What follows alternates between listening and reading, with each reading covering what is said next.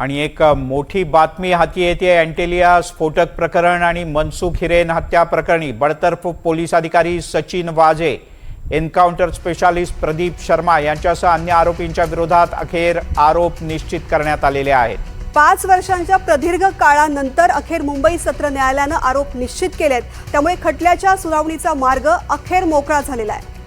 एकूण 10 आरोपींच्या विरोधात बेकायदेशीर कृत्य प्रतिबंधक आणि भारतीय दंड संविधान कायद्याअंतर्गत आरोप निश्चित करण्यात आलेले आहेत। या क्षणाची एक मोठी आणि अत्यंत महत्त्वाची बातमी। ऋतिक गणकवार आपले प्रतिनिधी आपल्यासोबत जोडले गेलेत। ऋतिक, मोठी बातमी सविस्तर सांग।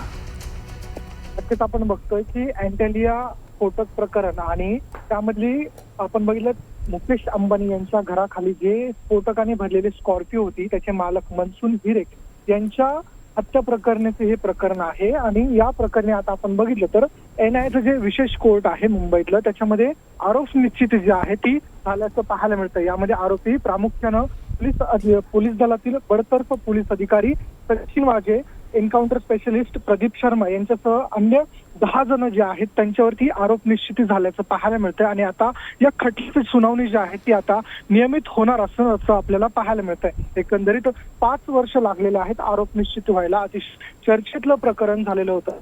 2021 मध्ये फेब्रुवारीला अँटेलिया जवळ स्कॉर्पिओ मध्ये जिलेटिनच्या कांड्या टाकलेल्या होत्या आणि थेट NIAने सचिन वाजेवरती हे आरोप लावलेले होते। आणि त्यामध्ये ज्यांची गाडी होती स्कॉर्पिओ मनसुख हिरेन यांची हत्या झालेली होती। या प्रकरणी आता आपण बघितलं तर आता आरोप निश्चित झाले असून या प्रकरणी आता नियमित सुनावणी होईल। ऋतिक, तुर्तास धन्यवाद या माहितीबद्दल।